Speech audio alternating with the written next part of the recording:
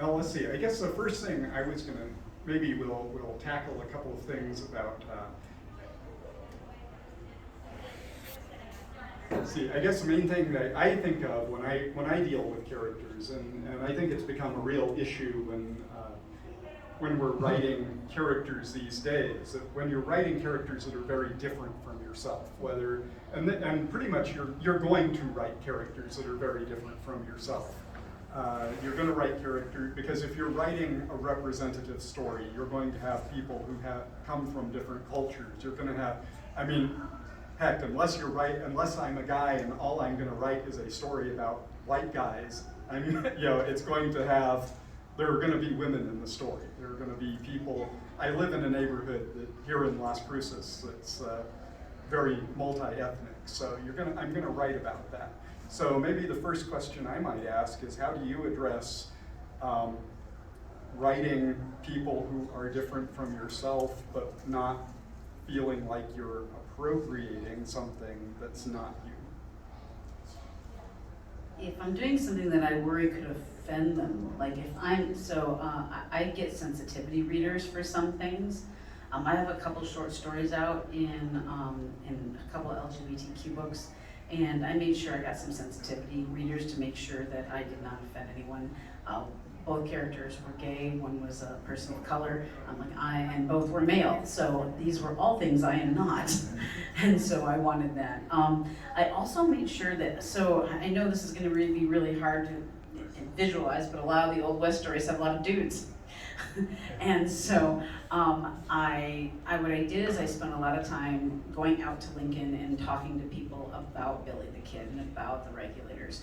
And I just did a lot of research on who these people were and pulled from that. I also had people who studied it read sections of the book to get their input.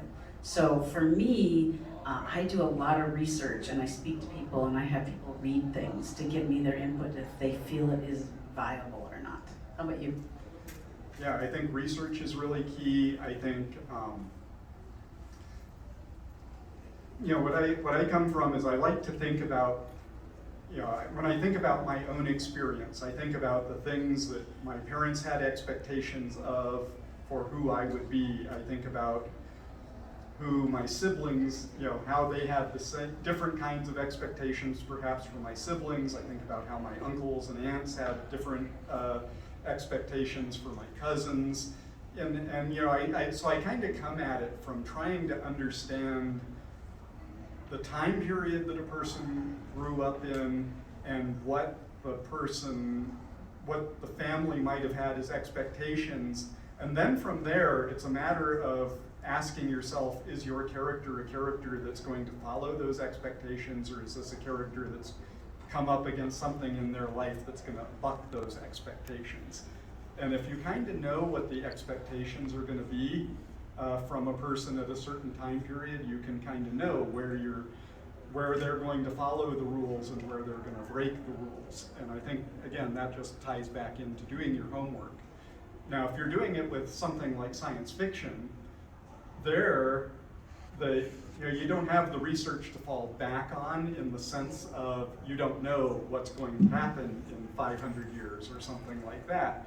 But you still know that people are going to have expectations, and so you kind of have to build that part of it, and you do your homework by basically building your future world. A lot of this is stuff you're not going to say in your science fiction novel, but it's stuff that's going to form who the characters are. And I end up writing a lot of this kind of stuff in character sheets before I even write. Who is this person? Where did they come from? Where did they go to school? What kind of background did they have? Does anyone here play D&D? All right. If you're writing and you want an idea for a character sheet and you know the rules of D&D, it's always a great place to start. I loved those sheets. I used those for my first series. It helped me tremendously. Especially with 5e. Say that again louder. Especially with 5e. 5e is what he's saying. So if you are not playing and you're interested, there you go. And one of the things I learned early on is that a challenge of not That's just 5th characters, edition. but storyline is continuity. And you hear about people like George R.R. Martin who write these big, huge books and write long, long series of big, huge books, hiring people to keep track of continuity. I find myself going back and flipping through previous books to remember, what color eyes did he even have, or color hair, or things like that, and try to keep that consistent. And that's actually where these kinds of notes can also just come in handy. It's just some of those little physical things. One of the things a really good editor will do for you sometimes, if you ask them to, is they create something for you called a book Bible. And that helps keep track of all of your magic if you're writing fantasy, if you're writing stuff that requires that.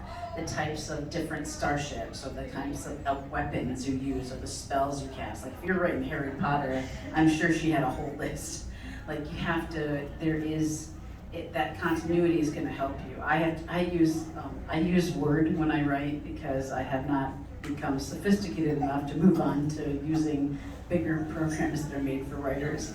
And I do a lot of searching for things in there. And so I've started creating a book Bible for the new stuff that I'm writing right now.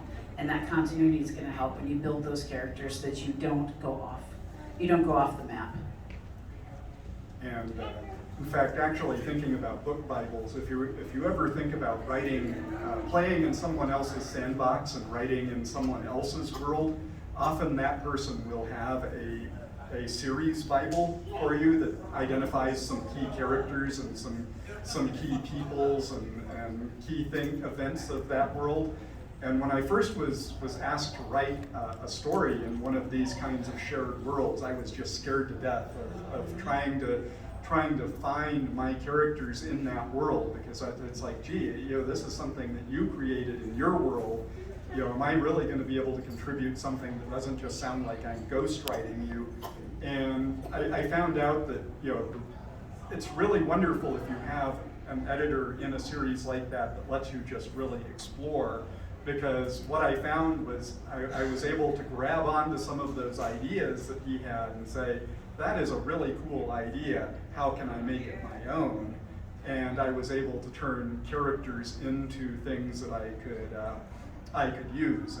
And a good example of that is there's a short story, a series of anthologies coming out called Agents of the Abyss, and it's edited by Patrick Thomas, who I've worked with for many, many years. And the idea is, imagine James Bond meets the Universal Monsters, is the premise of this. And it's, I was kind of just very intimidated, what could I bring to something like this? And I came across, a reference to the Night Witches, which are this Air Corps. Okay, we're approaching 8 minutes. Kind of ran in the Soviet Union. The authors are basically David Lee Summers women fighter and Tamsin L. Silver.